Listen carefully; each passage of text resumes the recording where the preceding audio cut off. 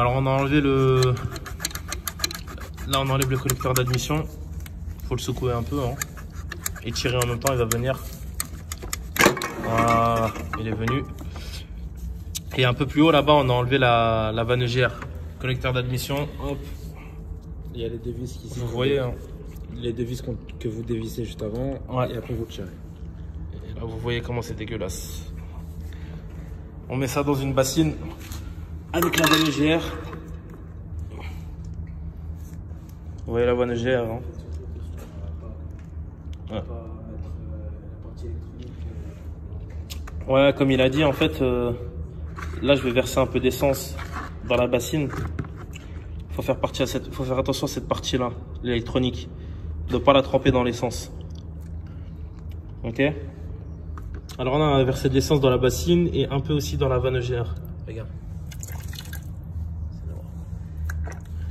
Là en fait on la trempe, comme voilà, on la trempe dans l'essence. Vous voyez déjà ça attaque tout de suite là. Voilà, vous le voyez là. Comment ça se dissout. Vous voyez. On la laisse un bon petit 15 minutes. Et ensuite on va frotter avec ça. Et on répétera la même opération avec le collecteur aussi. Parce que là il est bien dégueulasse. Hein. Alors pendant que le collecteur et la vanne ils sont en train de se nettoyer, on va dire. Vous prenez ça là, et ça c'est dans l'orifice du collecteur. Vous faites des petits allers-retours. Vous le trempez dans l'essence, vous faites des petits allers-retours. Ici, et ça nettoie, et ici aussi. C'est un peu compliqué à passer parce qu'il n'y a pas assez d'espace, mais quand vous êtes dedans,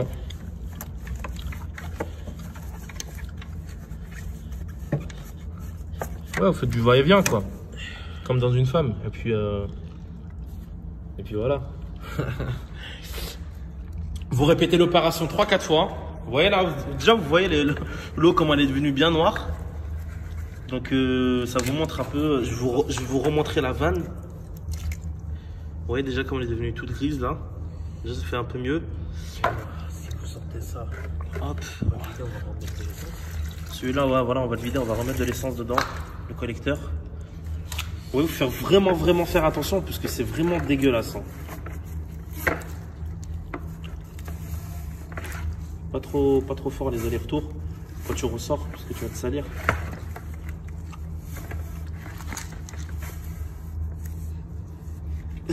Tu t'es sali. Ouais, voilà, mettez votre main. Ouais, quand même. Ensuite, on va remettre de l'essence à l'intérieur et on va laisser agir un petit quart d'heure et puis voilà. Hop, celle-là, on va les remettre ici.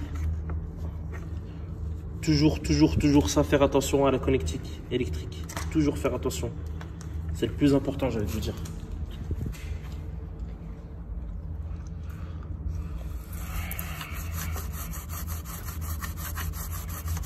C'est pas grave hein, si vous salissez le moteur à côté, hein, vous en foutez. Ça sera un petit coup de chiffon à la fin. Le plus important, c'est l'intérieur. Hop.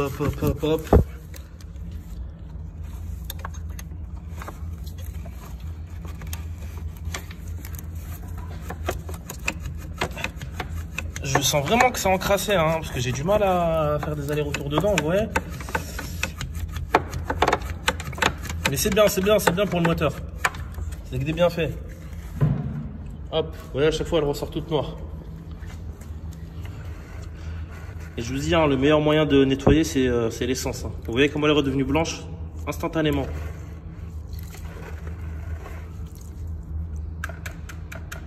Bon, là, on se retrouve dans quelques instants.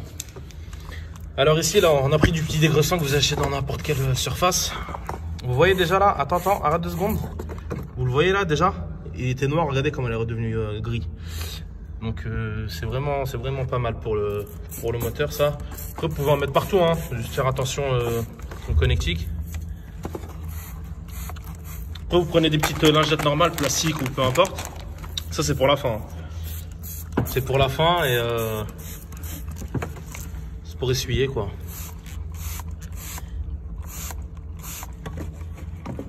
Vous voyez comment ça coule?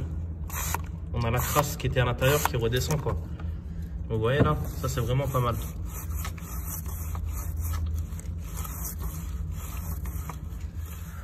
Donc là, après avoir laissé agir un petit moment, on prend un petit chiffon quoi. Et on essuie partout. Vraiment partout, histoire que on rentre un peu à l'intérieur. Histoire de ne pas laisser trop de dégraissant à l'intérieur. Hop.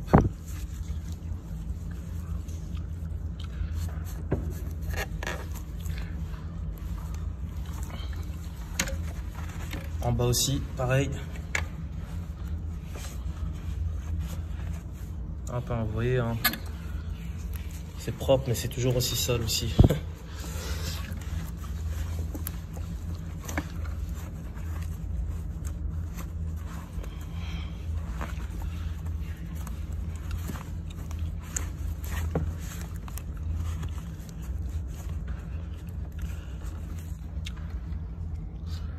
Là, on peut les voir, hein, c'est vraiment propre par rapport à avant.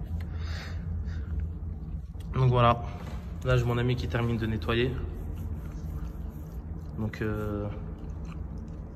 on va les remonter d'ici une dizaine de minutes. Alors, bon, vous voyez hein, par rapport au début de la vidéo, il reste un petit peu de crasse au fond, mais j'ai pas vraiment réussi à les enlever. Mais sinon, l'état général de la pièce, il est quasi, on va pas dire quasi neuf, mais bon, pas mal. Ensuite, le collecteur d'admission aussi. On peut voir quoi que, voilà, hein. On voit le bout du tunnel, comme on dit. Il est vraiment propre. Bon, après, tout ce qui est noir à l'intérieur, ça, c'est des choses qui vraiment... faut nettoyer la pièce à l'ultrason, quoi, tu vois. Et puis là, comme j'ai filmé tout à l'heure, voilà. Hein. C'est pas trop mal. Donc là, je vais vous filmer le remontage. Il faudra effectuer la même chose pour le démontage. Le collecteur d'admission, c'est la même chose. La tête par en bas, la tête par en haut. Et on enfonce petit à petit en faisant des allers-retours. Hop, voilà. Ça s'enfonce doucement. Et voilà. On y est là? Ouais, c'est bon. Ok. Ensuite, la vaselière là-bas. Ouais. Toujours redonner un petit coup avant de rentrer les pièces dans leur orifice. Ça peut servir.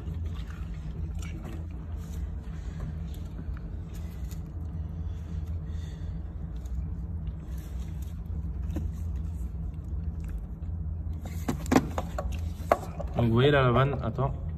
Vous voyez la vanne là, elle a un orifice ici. Hop, vous la faites glisser. Faut surtout pas se tromper, toujours la fiche de ce côté.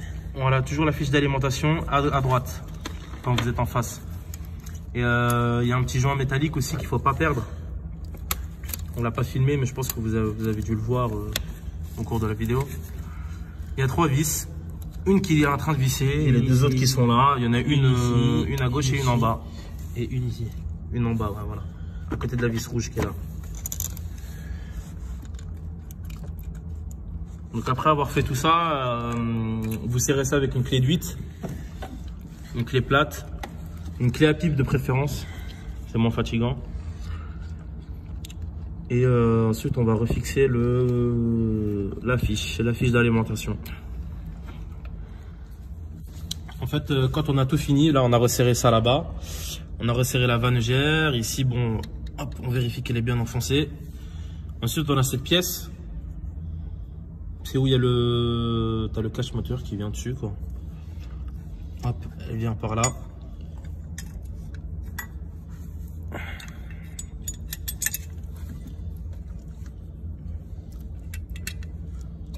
Sur la fixation du collecteur. Ouais, elle vient se mettre sur le collecteur. Comme ça. Hop. On visse un petit coup à la main pour commencer. Après, on finit à la clé quoi.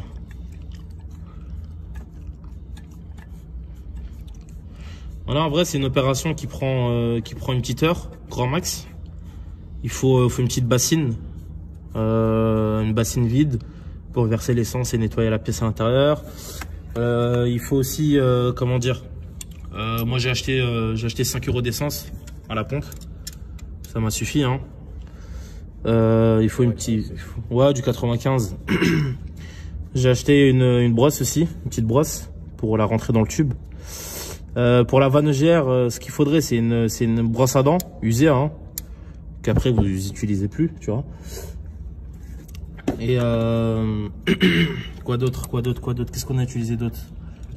Des chiffons, du dégraissant. Du dégraissant, un peu d'eau.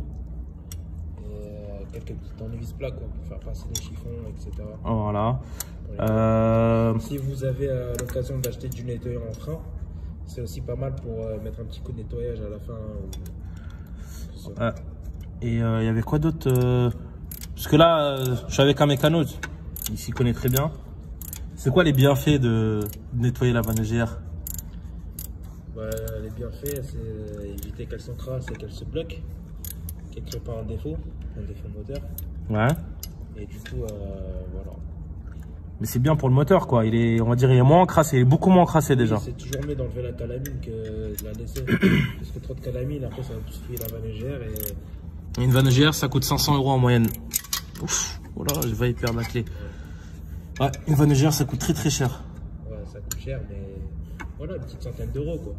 Ouais, mais après, tout dépend le modèle. Quand je dis 500 €, hein, j'abuse un peu, mais moi, sur ma voiture, par exemple, sur une Clio 3, ça coûte 280 € une vanne EGR neuf. Ouais, chez le concessionnaire. Ouais, donc c'est mieux de... Voilà. Et voilà, c'est terminé.